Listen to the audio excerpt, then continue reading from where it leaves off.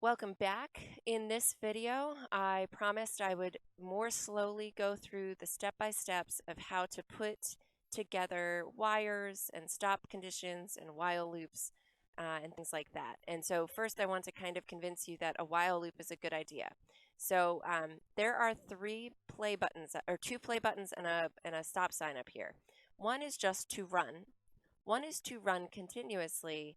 And the third one that's grayed out, this is a stop sign, that is to abort execution. And so if anyone's familiar with programming, you know that there's an end to programs. It's a return of some sort. And typically you don't want to stop a program in the middle of a task. For example, if we were writing a signal to some sort of output mode on a DAC module or an input output module, and we stopped before we finished that task, it might not properly end the task. Also, if we were gathering data from a DAC module, we might not properly get the last of that data, or if we're writing to a file, so we're saving data, and we abort execution, it might screw up the entire write step. So we want to avoid using this. And if I hit the run continuously button, so it's actually, let's remove the while loop here. Oops. Can I just delete the while loop, remove while loop? Okay, so I'm going to remove the while loop by right-clicking on it. Now, if I hit run, it runs exactly one time. And if I hit run continuously, it runs until I hit the abort execution button. And so that stop sign ends it in the middle of whatever task it was already doing. It doesn't finish the task. It's not the right way to write a program. So the very first thing that I look for in a program is that you have a while loop. Now you can grab it off the programming, and I'll show you how to do that. You choose the while loop, and then you draw a box into your block diagram, and then you have this unwired stop sign. You also have a broken run arrow.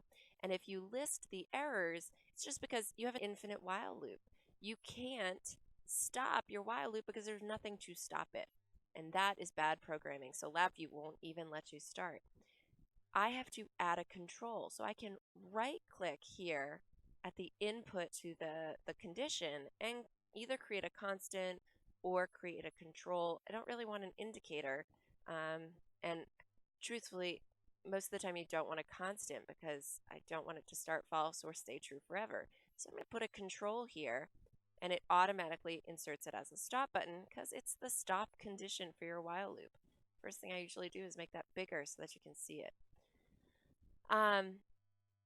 So that's the proper way to program. Now, if you want a programming structure that includes your stop button, under Express, there's some execution control here, and while loop with button just puts in a while loop that already has a stop button attached.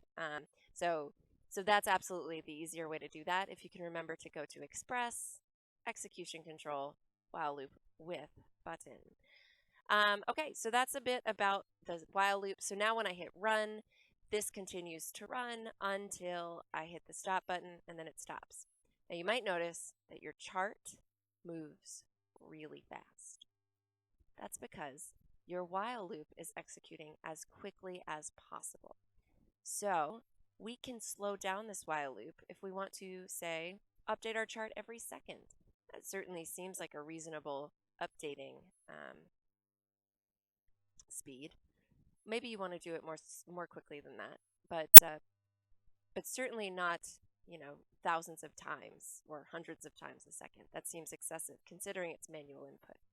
So if you come to your programming area on functions, recall that if you right-click on your block diagram, you get these functions.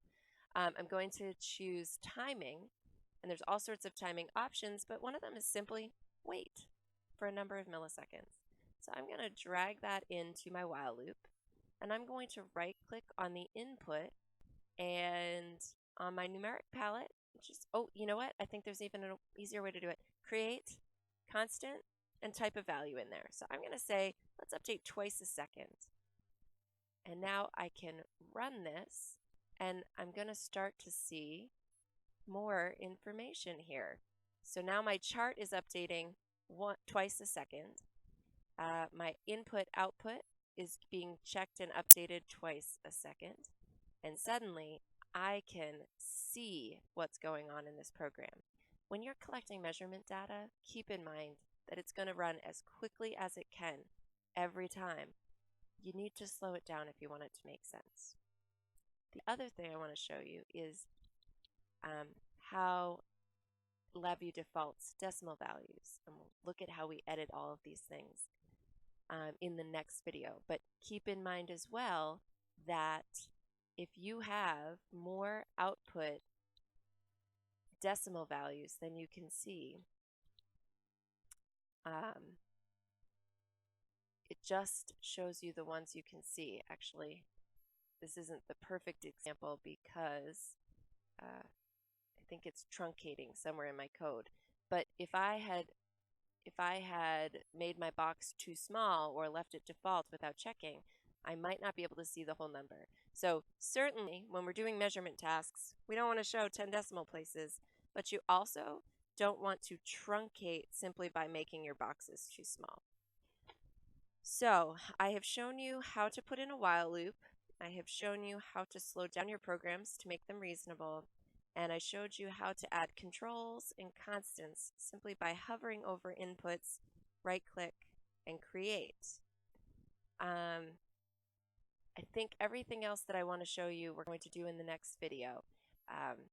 A reminder that when you want to put a wire in, where you hover your mouse changes what it looks like. So this is my select mouse.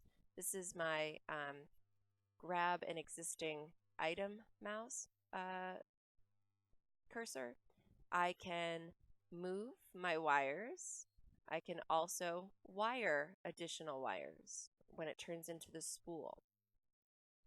And always look and see if your run button is operational. If it's broken, it means there's something missing in your program. I think that's it for this one.